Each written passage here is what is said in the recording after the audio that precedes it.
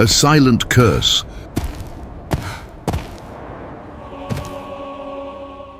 The story of Mephibosheth commences far removed from the gilded halls of palaces, distant from the ostentatious glare of royalty, in a locale that conventional historical accounts studiously omit. He was not merely an obscure name relegated to ancient registries, but a soul indelibly marked by a destiny seemingly preordained by the celestial spheres. Mephibosheth progressed with palpable effort, leaning heavily upon his walking stick. Each faltering step he took was akin to navigating a turbulent sea of recollections, specters of memories that haunted him.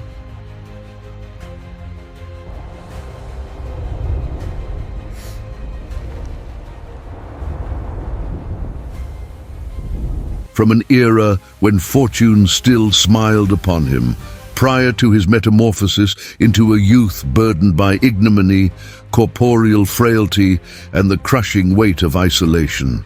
From childhood, Mephibosheth was acquainted with the bitter taste of loss. He was but a boy when tragedy befell him, stripping away the security of a home. You are crippled, abandoned. Everything is lost. He will find you. And the protection of a family he scarcely comprehended. The accident that crippled him was not merely physical. He now bore an invisible scar, unseen by all yet felt by everyone. Those around him regarded him with a mixture of pity and bewilderment, their hushed words echoing in Mephibosheth's memory, transforming every encounter into a silent struggle against the shame he harbored. He grew into a man who retreated from the world, not solely due to his physical limitations, but from the overwhelming conviction that he no longer belonged among those who could respect or understand him. As he ambled through the city streets, he recalled the promises made to his father and the tales of unwavering loyalty he'd heard concerning Jonathan, David's steadfast companion. That recollection enveloped him in a blend of wistfulness and longing, reminding him that hope persisted, however minuscule, however nearly forgotten. Life felt cruel, yet something within him whispered that a metamorphosis was still within reach, a sliver of light concealed amidst the shadows of yesteryear. And though the world might have consigned him to oblivion, that flicker steadfastly refused to extinguish. In the royal palace, the day commenced with bustling activity and crucial decisions. David, ensconced upon his throne, meticulously observed the incoming dispatches and matters necessitating his intervention. He recollected Jonathan and the solemn vow to safeguard his family. A king not merely as a sovereign, but as a man who comprehended the gravitas of loyalty, honor, and justice. At that juncture, he resolved that the promise must be honored, that a man overlooked by life would be summoned to assume the position rightfully his. The messenger was dispatched, bearing a summons that would irrevocably alter the trajectory of Mephibosheth's existence. Upon receiving the news, Mephibosheth was overcome by a complex admixture of apprehension, disbelief, and nascent hope. He had never conceived that he would one day be summoned to the royal palace, nor that life might regard him with an entirely different countenance than the one that had previously evinced nothing but disdain. The journey to the palace, though geographically brief, felt in his mind like an arduous mountain traverse. Each footfall bore the considerable weight of his past narrative, and every pebble underfoot seemed to serve as a poignant reminder of his history, a past indelibly stained by suffering and ostracization. Mephibosheth's heart pounded with accelerated rhythm, not solely from the physical exertion, but from the tempest of emotions swirling within him as he contemplated what lay in store. Upon crossing the palace gates, Mephibosheth encountered a realm that had always remained remote to him. Expansive and majestic corridors, opulent tapestries narrating sagas of warriors and monarchs, and golden chandeliers refracting the sun's luminescence.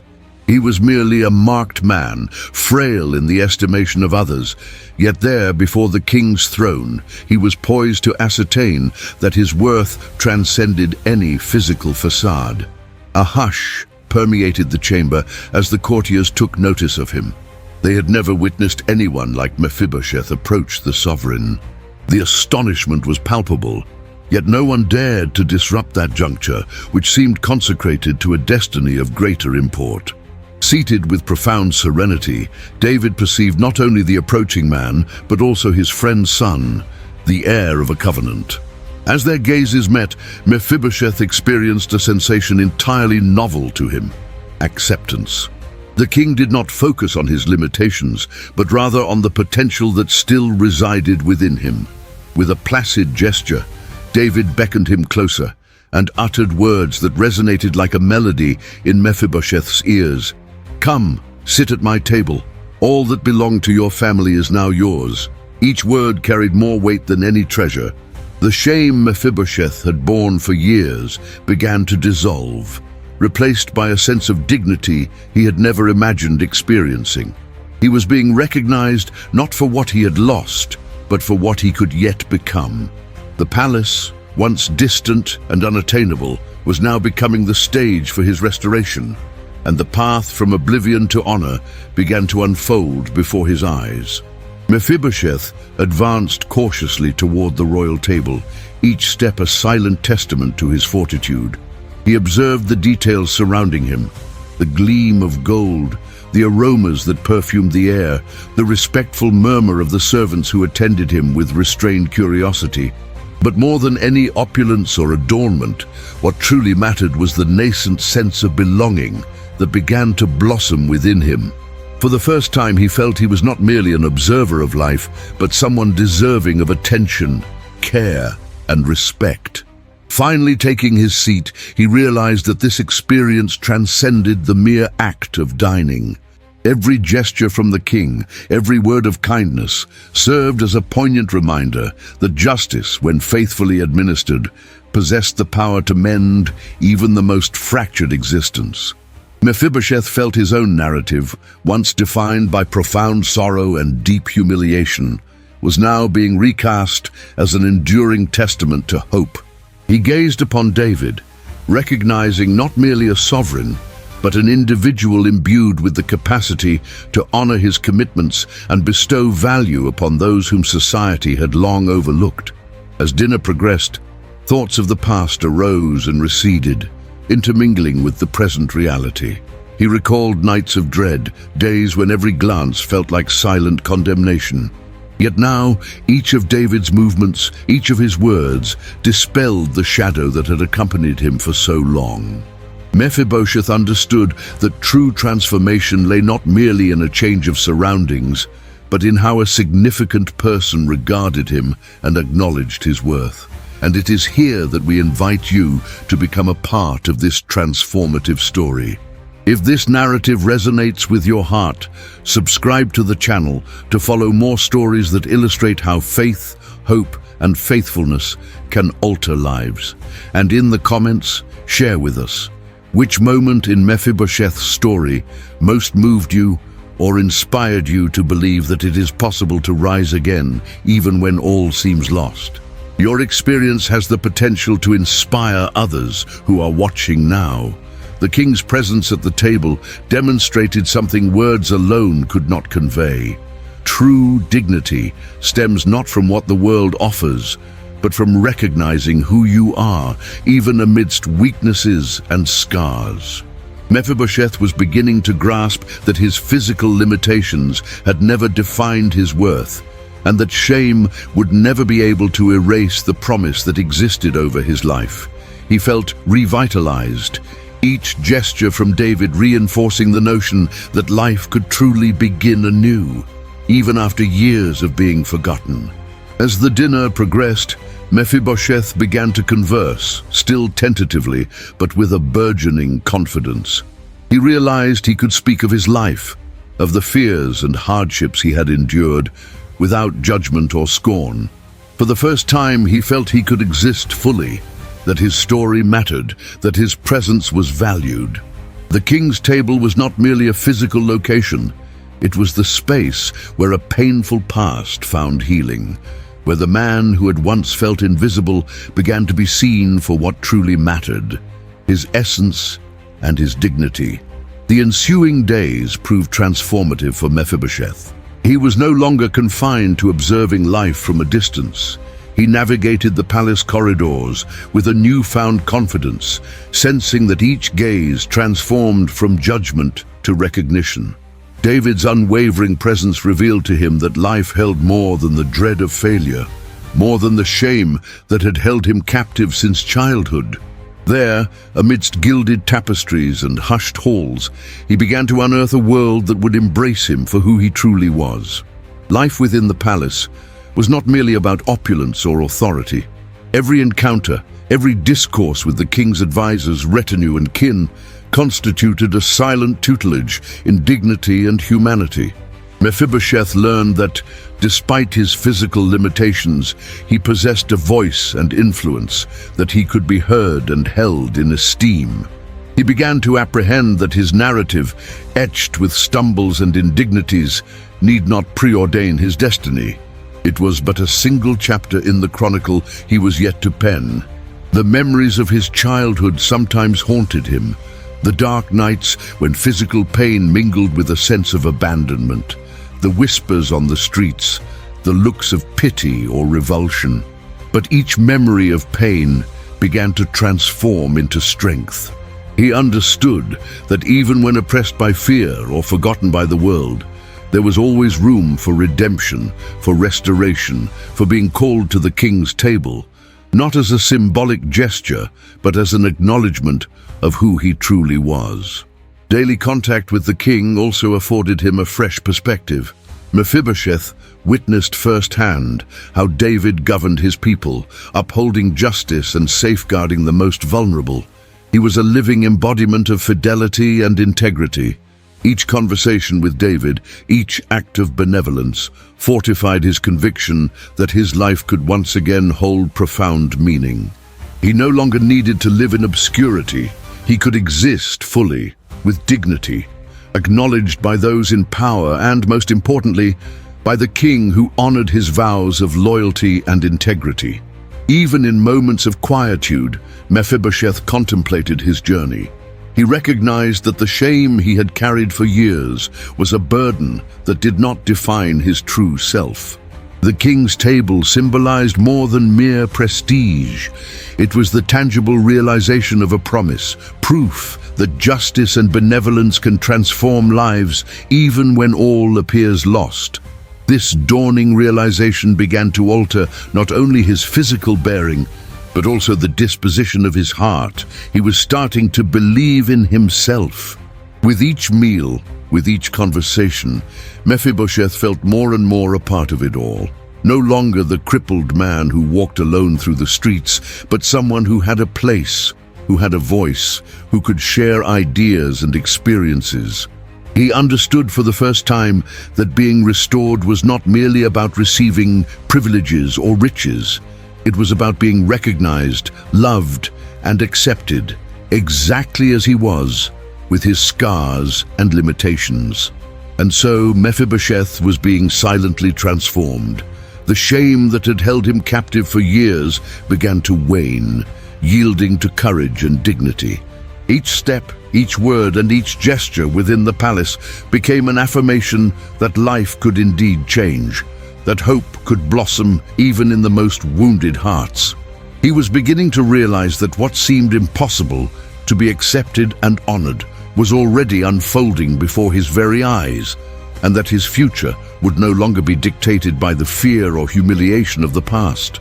Mephibosheth's transformation did not go unnoticed by the others.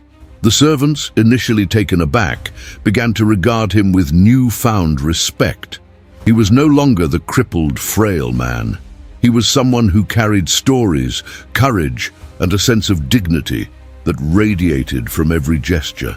Some whispered amongst themselves, intrigued by his evolution, but no one dared to underestimate his presence. The entire palace seemed to acknowledge that something new and extraordinary was unfolding. The forgotten was being restored. Mephibosheth, in turn, did not merely passively absorb this transformation.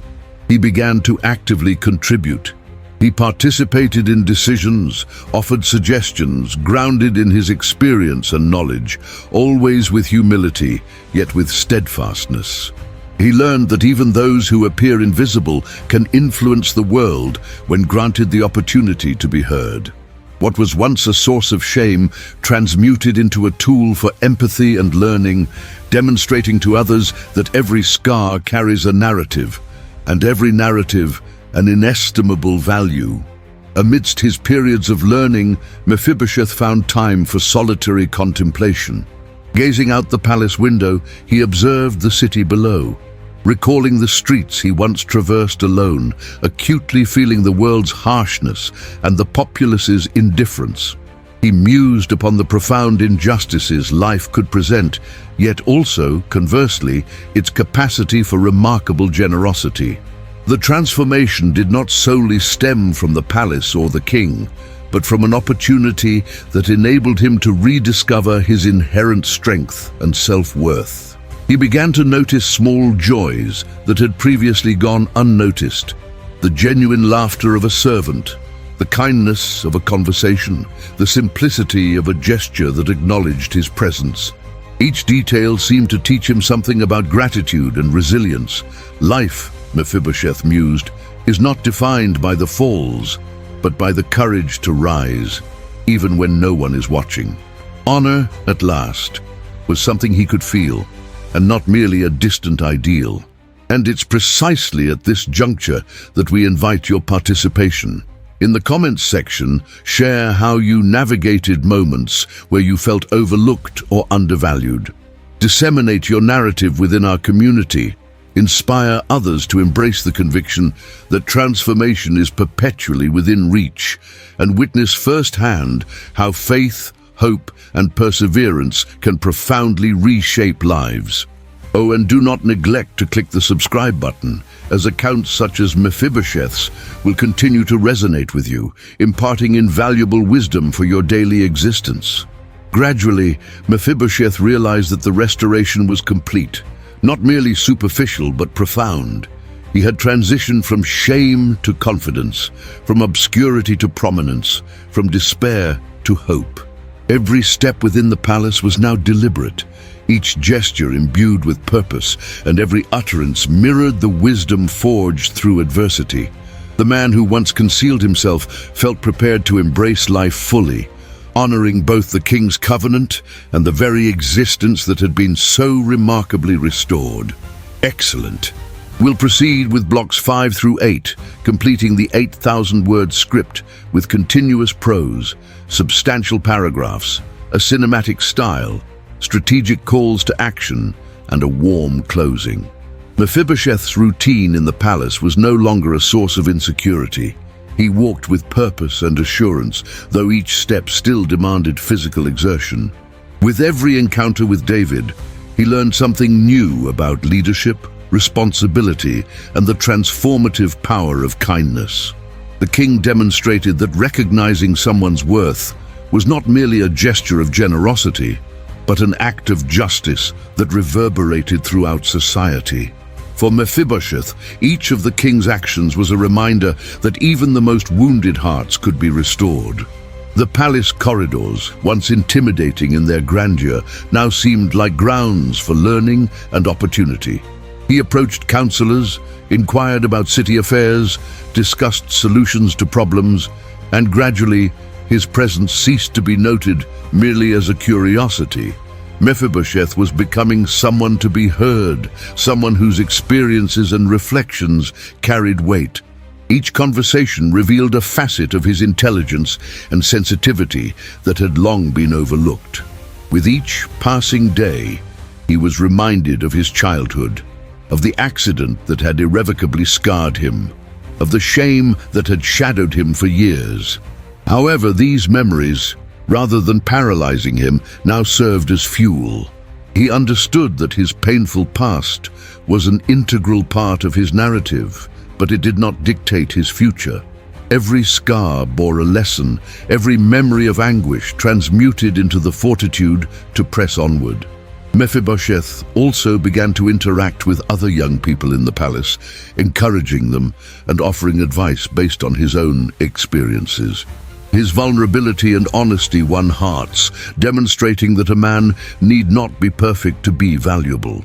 He became a symbol of resilience, a silent inspiration for those who, like him, carried invisible wounds. On a clear night, seated on a veranda overlooking all of Jerusalem, Mephibosheth reflected upon the magnitude of the transformation in his life. He recalled every moment he had felt forgotten, every tear shed in silence, every timid step taken through the city's cold streets.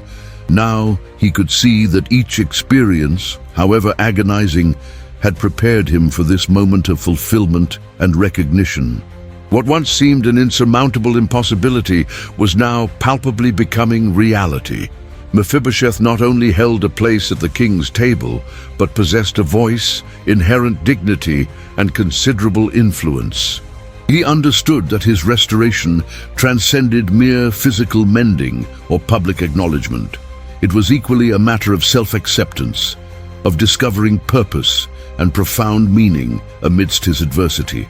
Every gesture from David and from those surrounding him powerfully reinforced the message that life could indeed be fundamentally transformed when faith, unwavering perseverance, and steadfast loyalty converged. The story of Mephibosheth began to circulate throughout the palace and the streets of Jerusalem. Those who had previously overlooked him now regarded him with respect and admiration. He was becoming a living testament that no one is beyond restoration, that even the most broken lives can find a path of honor and dignity. This transformation was not merely external, it was a quiet revolution within his own heart as he learned to value himself and trust in his potential. In conversations with David, he would reflect on justice, mercy, and accountability.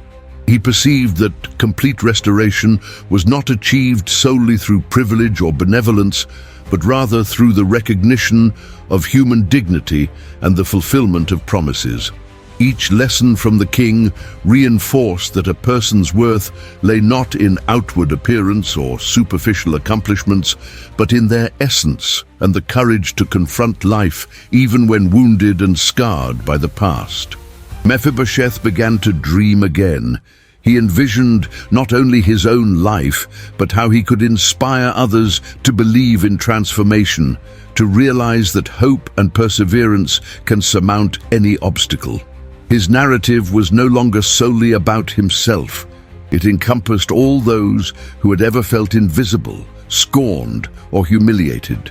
He understood that by embracing his own restoration, he could also pave the way for others to rise. And this is where you too can become part of the narrative. Share in the comments a moment when you overcame a challenge or were restored in some way in your life. Your experience can encourage others to rise up and believe that it's possible to turn their own story around, just as Mephibosheth did. Oh, and if you haven't yet subscribed to the channel, take this opportunity to join our community, where stories like this demonstrate that there is always hope. Mephibosheth's confidence blossomed with each passing day. He perceived that his place in the world was no longer on the periphery, but at its very core, as an individual deserving of profound honor and unwavering respect. Every stride he took, every utterance he made, served as a testament to this quiet metamorphosis. He grasped that genuine fortitude does not emanate from an absence of vulnerability, but rather from the indomitable capacity to persevere and rise anew, even when all appears irretrievably lost. Mephibosheth began to realize that his past, however agonizing, now served as a conduit for empathy and connection. He could offer solace, understanding, and encouragement to others, navigating comparable hardships. Each encounter transformed into an avenue for imparting wisdom gleaned from adversity, demonstrating that true greatness lies not in never faltering, but in rising with unwavering courage and dignity. King David, keenly observing Mephibosheth's transformation, noted that the man who once shunned the world now served as an inspiration to others. His narrative reshaped his surroundings, imparting a fresh perspective on compassion, respect, and justice. The servants, the counselors, and even members of the royal family recognized that Mephibosheth's restoration transcended mere status or position. It was a living testament to resilience and hope. During a ceremony at the palace, Mephibosheth was invited to speak before everyone. At first, he hesitated, recalling the shame that had accompanied him for years, but something within him propelled him forward. He shared his journey, the challenges he had faced, and the transformation he had undergone. His words flowed with sincerity, emotion, and strength, touching hearts and altering perceptions. For the first time, he fully grasped the power of his story and how it could inspire others to believe in their own capacity for resurgence. From that moment onward, Mephibosheth became not merely a presence at the king's table, but a potent symbol of hope. He came to understand that true honor emanates not from external validation, but from the fortitude to surmount adversity and leverage one's own experiences to effect a positive change in the lives of others. Each of his steps evinced courage. Every gesture conveyed dignity, and each utterance carried a weight of truth that few could disregard. In the ensuing days, Mephibosheth solidified his standing as an emblem of resilience and inspiration.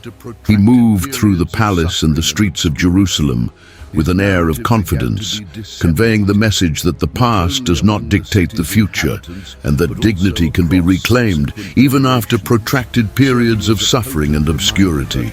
His narrative began to be disseminated, not only among the city's inhabitants, but also across subsequent generations, serving as a potent reminder that hope ought never to be relinquished. As Mephibosheth reflected on his journey, he realized the transformation extended beyond mere appearance or public acclaim. Its true impact resided within his heart. He had shed the shackles of fear, shame, and the pervasive feeling of invisibility. Each physical and emotional scar had become a testament, and every painful experience had transmuted into the fortitude to inspire others. He understood that his life now stood as a paragon of resilience and faith. And you who have witnessed this story can take something powerful into your own life. Warmly subscribe to the channel to continue receiving stories that transform and inspire. Share in the comments how this story touched you, what lessons you learned, and if you have experienced similar moments of overcoming adversity. Your participation helps foster a community of individuals who support and empower one another. Mephibosheth finally understood that he was not merely a restored man, but rather an individual empowered to influence, transform, and inspire. He transitioned from the boy who felt overlooked to a living testament of hope, courage, and dignity. Consequently, the journey that commenced in shame and suffering evolved into a narrative of honor, acceptance, and redemption, an enduring testament to the profound and unimaginable ways faith, perseverance, and kindness can reshape lives.